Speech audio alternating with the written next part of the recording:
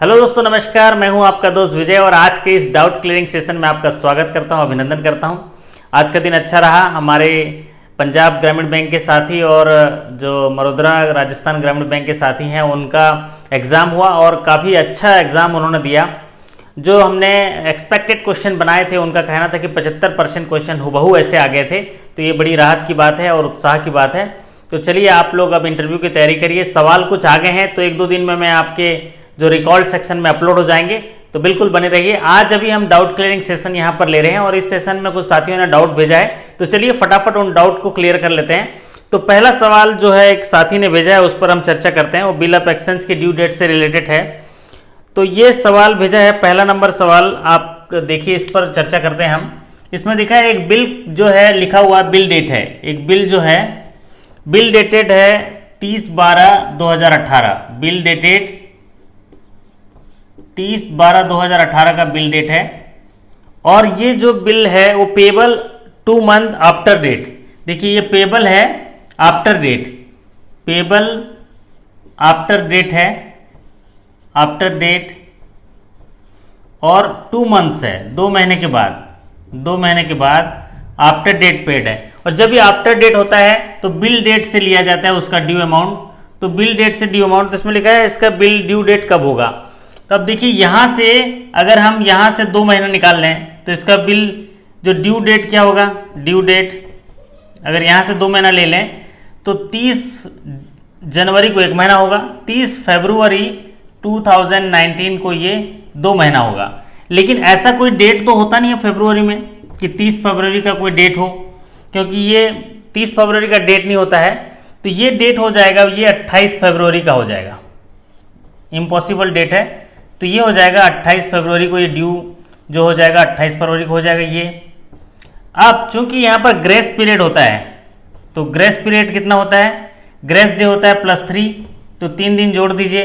तो इसका जो ड्यू हो जाएगा, लीगल ड्यू या डिमांड ड्यू जो हो जाएगा, लीगल ड्यू ये हो जाएगा 3 मार्च 2019।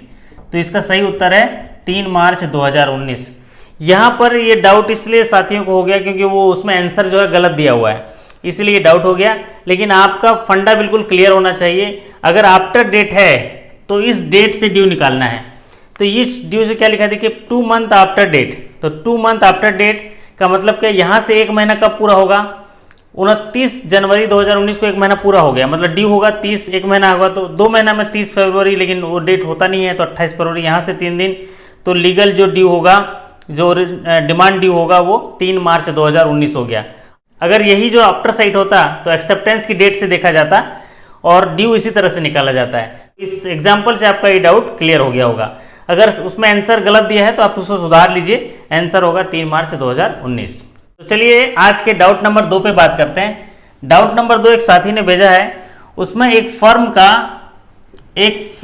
का जो है ओपनिंग स्टॉक दिया हुआ है। ओपनिंग स्टॉक, एक फर्म का ओपनिंग स्टॉक दिया हुआ है।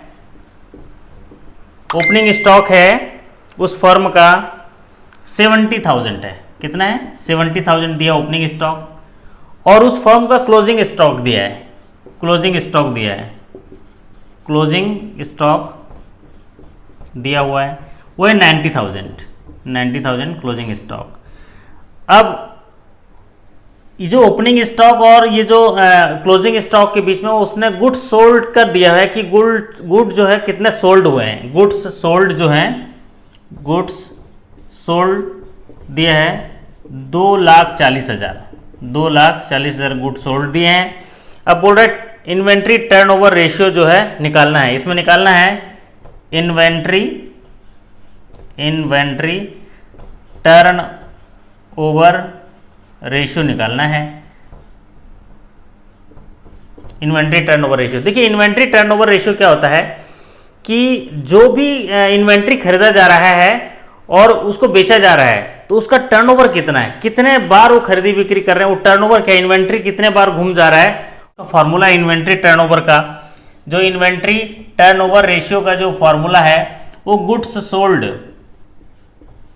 गुड्स जो है उन्होंने कितना सोल्ड किया divided by average stock, divided by average stock. अब यहाँ पर एवरेज स्टॉक कैसे निकालेंगे, एवरेज स्टॉक निकाला जाता है, उसका फॉर्मूला एवरेज स्टॉक का कि जो ओपनिंग बैलेंस है, opening stock plus closing stock divided by 2 निकाल लेते हैं। तो यहां पर बताइए ओपनिंग स्टॉक कितना है 70,000 प्लस क्लोजिंग स्टॉक कितना है 90,000 डिवाइडेड बाय 2, तो ये 1,60,000 डिवाइडेड बाय 2, तो ये हो जाएगा 80,000। ये हो जाएगा 80,000 जो है एवरेज स्टॉक हो गया। अब यहां पर इन्वेंट्री टर्नओवर रेशियो निकालने के लिए हमको गुड्स सोल्ड कितना है, गुड्स सोल्ड है 2,40,000 गुड्स सोल्ड है, और यहां पर एवरेज स्टॉक कितना है 80,000, तो इन्वेंट्री जो टर्नओवर रेशियो है वो आ जाएगा 3। तो ये आपका उत्तर है, इन्वेंट्री टर्नओवर रेशियो 3:1 हो जाएगा, 3:1 हो जाएगा। तो ये आपका सही उत्तर है। ये इन्वेंट्री टर्नओवर रेशियो निकालते हैं कि जितना गुड्स उस पीरियड में सोल्ड हुआ है उसको एवरेज स्टॉक से अगर डिवाइड कर देंगे तो इन्वेंट्री टर्नओवर रेशियो आ जाएगा। सिंपल है, ये टर्नओवर रेशियो का फॉर्मूला अगर आपको याद है तो आप निकाल लेंगे। ओपनिंग स्टॉक और क्लोजिंग स्टॉक डिवाइडेड बाय 2 कर देंगे तो एवरेज स्टॉक, और गुड्स सोल्ड उस पीरियड उसको डिवाइड कर देंगे एवरेज स्टॉक से तो टर्नओवर रेशियो निकल जाएगा। चलिए दोस्तों, अब लेते हैं आज के डाउट नंबर 3 पर। डाउट नंबर 3 में एक साथी ने पूछा है कि लॉन्ग टर्म सोर्सेस क्या होते हैं और शॉर्ट टर्म सोर्सेस क्या होते हैं या लॉन्ग टर्म यूजेस क्या होते हैं। तो ये बैलेंस शीट के हिस्सा होते हैं। अगर हम किसी बैलेंस शीट को इस तरीके से देखें, बैलेंस शीट क्या है, balance sheet is statement of asset and liability. Balance sheet क्या है, लायबिलिटी एंड एसेट्स का स्टेटमेंट होता है ऑन ए पर्टिकुलर डेट। तो ये है। अब लायबिलिटी में कितने प्रकार के लायबिलिटी होते हैं। पहला लायबिलिटी तो होता है नेटवर्थ। क्या होता है, नेटवर्थ होता है, जहां पर उनका कैपिटल होता है, मालिकों द्वारा पैसा या बिजनेस से कमाया गया प्रॉफिट बिजनेस में लगा गया, उसको बोलते हैं नेटवर्थ। यहाँ पेडअप कैपिटल भी होता है, उनकी इक्विटी भी होती है, प्रॉफिट का हिस्सा भी होता है, और अगर उसका प्रोमोटर का कंट्रीब्यूशन है, मार्जिन मनी भी है, तो वो नेटवर्थ का हिस्सा होगा। और दूसरा चीज होता है एक long term liability, long term liability. तो लॉन्ग टर्म लायबिलिटी का मतलब क्या है, बाहर से लिया गया पैसा जो 1 साल से बाद में चुकाना हो उसको लॉन्ग टर्म लायबिलिटी कहते हैं। The amount taken from outsider which will be repayable after 1 year from the balance sheet is called long term liability.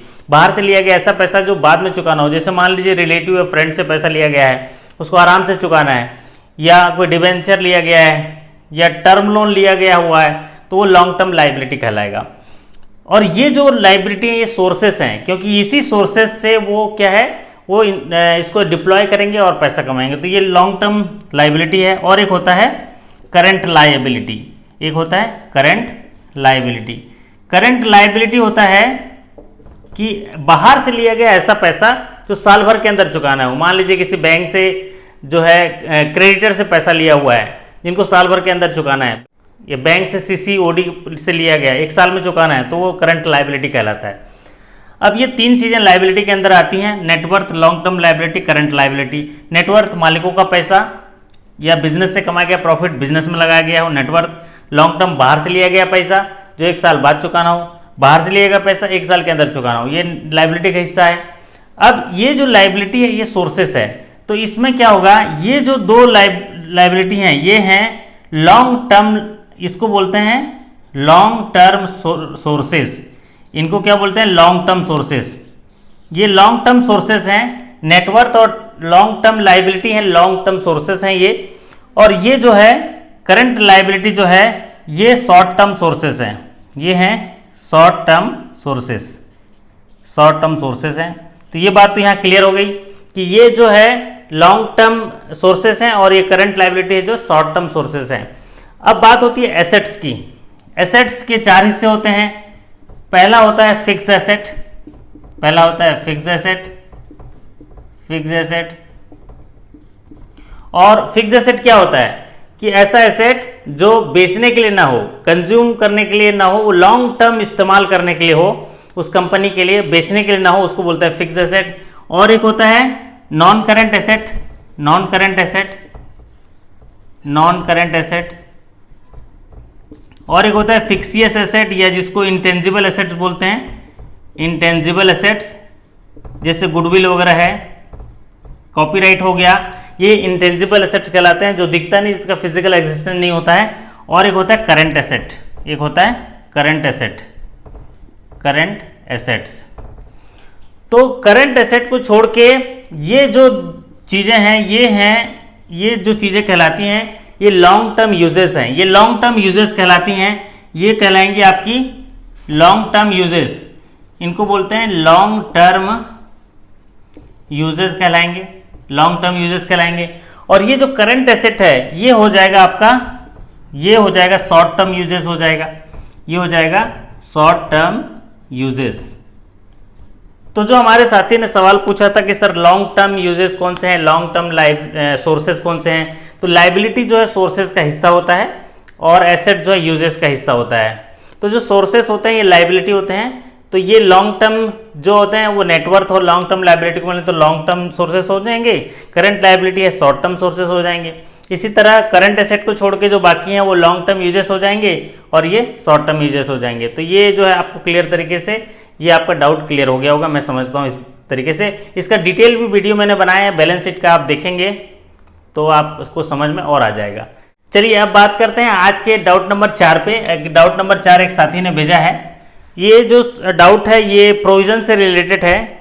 एक DA2 अकाउंट है, एक NPA अकाउंट है जो डाउटफुल 2 कैटेगरी में है। जी हाँ, डाउटफुल 2 कैटेगरी में NPA अकाउंट है और इसका आउटस्टैंडिंग बैलेंस दिया हुआ है 20 लाख। इसका आउटस्टैंडिंग बैलेंस है, बैलेंस वो है 20 लाख है। अब इसमें जो है सिक्योरिटी है, सिक्योरिटी दिया हुआ है, available security, value of security जिसको बोलते हैं वो है 8 लाख है। 8 लाख की कोई प्रॉपर्टी होगी, 8 लाख है, सिक्योरिटी है। और इसमें CGTMSE कवरेज है, CGTMSE कवरेज है वो 50% का कवरेज है। कितना है? 50% का कवरेज है। अब ये डाउटफुल 2 कैटेगरी में है तो इसमें निकाला है कि प्रोविजन क्या होगा, इस पर प्रोविजन निकालने के लिए बोला है। बहुत अच्छा क्वेश्चन दिया है। वैसे तो हमने ऐसे क्वेश्चन हल भी किए हैं, लेकिन आज इससे भी आपको क्लियर समझ में आएगा कि इसमें कितना प्रोविजन निकालेंगे। देखिए सबसे पहले मैंने बताया था प्रोविजन के जो क्लास हुई थी, प्रोविजन के क्लास में बताया था कि जब भी सब स्टैंडर्ड के बाद आती है तो हमको निकालना है 2 चीज़। एक निकालना है कि इसका सिक्योर्ड पोर्शन कितना है, सिक्योर्ड पोर्शन, और अनसिक्योर्ड पोर्शन कितना है। अगर ये 2 चीज़ें निकल गई तो आपको प्रोविजन निकालना बहुत आसान है, सिक्योर्ड और अनसिक्योर्ड पोर्शन। तो अब देखिए इसमें सिक्योर्ड पोर्शन कितना है, ये वैल्यू ऑफ सिक्योरिटी दिया है, ये वैल्यू ऑफ सिक्योरिटी दिया है सिक्योर्ड पोर्शन। तो सिक्योर्ड पोर्शन हो गया 8 लाख, 8 लाख जो है सिक्योर्ड पोर्शन हो गया। अब बचा 20 लाख, तो 20 लाख में से 8 लाख कर लें तो बचा कितना, रेस्ट है 12 लाख बच गए, 12 लाख जो है रेस्ट बच गए। अब 12 लाख का जो है आप देखिए यहाँ पर 50% जो है किसमें है, वो CGTMSE कवरेज में है। तो इसका 50% जो है CGTMSE कवरेज में है, मतलब ये कितना आ गया 6 लाख तो CGTMSE कवरेज में चला गया। और इस पर कोई भी प्रोविजन नहीं होता है CGTMSE में 6 लाख पे, क्योंकि ये गवर्नमेंट की गारंटी है तो कोई भी प्रोविजन नॉर्म्स लागू नहीं होता। मतलब 12 लाख अनसिक्योर्ड बचा यहाँ पर 12 लाख में, लेकिन चूंकि यहाँ पर 50% जो है कवरेज है CGTMSE से, तो यहाँ पर ये 12 लाख अनसिक्योर्ड नहीं होगा। अब ये अनसिक्योर्ड हो जाएगा, यहाँ पर वो 6 लाख हो जाएंगे। कितना हो जाएंगे? 6 लाख हो जाएंगे। अब 6 लाख अनसिक्योर्ड हो जाएंगे तो अब निकालना बहुत आसान है, क्योंकि अभी देखिए केस है DA2 का। DA2 के केस में क्या होता है, सिक्योर्ड पोर्शन का 40% प्रोविजन होता है और अनसिक्योर्ड पोर्शन का 100% प्रोविजन होता है। आप निकाल लीजिए, इसका 40% कितना होगा 3.20 लाख और इसका कितना होगा 100% 6 लाख। तो इसका प्रोविजन हो जाएगा टोटल 9.20 लाख हो जाएगा, 9.20 लाख। और ये आपका उत्तर है, इसका प्रोविजन जो है 9.20 लाख होगा। हमने क्या किया, जब भी ऐसे प्रोविजन के केसेस आए तो आपने करना क्या है, उसका सिक्योर्ड और अनसिक्योर्ड पोर्शन निकालना है। अगर ये निकल गया तो प्रोविजन बहुत आसान है, क्योंकि DA1 में आता तो ये 25% होता और ये 100% होता, DA2 में 40%, ये 100%, DA3 में ये 100%, ये भी 100%। तो हमने क्या किया, सिक्योर्ड पोर्शन को अलग कर दिया 8 लाख, बचा कितना 12 लाख, क्योंकि 20 लाख का आउटस्टैंडिंग है। अब 12 लाख जो अनसिक्योर्ड पोर्शन है उसका 50% CGTMSE है, तो 50% CGTMSE तो 6 लाख पे तो कोई प्रोविजन नहीं होगा, बचा 6 लाख अनसिक्योर्ड है, तो अनसिक्योर्ड का 100%, 8 लाख का 40%, 9.20 लाख इसका प्रोविजन है। आशा करता हूँ कि आपको सरल तरीके से समझ आ गया होगा। जी हाँ दोस्तों, चलिए बढ़ते हैं। अब सवाल नंबर आज के 5 डाउट लेते हैं। 5वें नंबर डाउट पे बात करते हैं। आज एक साथी ने भेजा है डाउट, बढ़िया डाउट है ये। ऑपरेटिंग साइकिल निकालने के लिए एक डाउट निकाला है। ऑपरेटिंग साइकिल, किसी फर्म का ऑपरेटिंग साइकिल क्या होगा, इसके लिए डाउट है। क्या फर्म का ऑपरेटिंग साइकिल कैसा होता है? मैंने बताया था वीडियो में कि यहाँ अगर हम कैश से स्टार्ट करते हैं तो इससे रॉ मटेरियल खरीदेंगे, फिर वर्क ऑन प्रोग्रेस होगा, वर्क ऑन प्रोग्रेस, फिर फिनिश गुड होगा, फिर वो फिर क्रेडिट में चला जाएगा, मतलब यहाँ पर क्रेडिट में जाएगा, फिर पैसा वसूलेगा। तो ये जो सर्कल पूरा होता है कैश के रूप में कन्वर्ट होने के लिए, उसको ऑपरेटिंग साइकिल बोलते हैं। मतलब अगर ऑपरेटिंग साइकिल निकालना चाहते हैं तो आपको क्या करना पड़ेगा, इन्वेंट्री जो टाइम है, इन्वेंट्री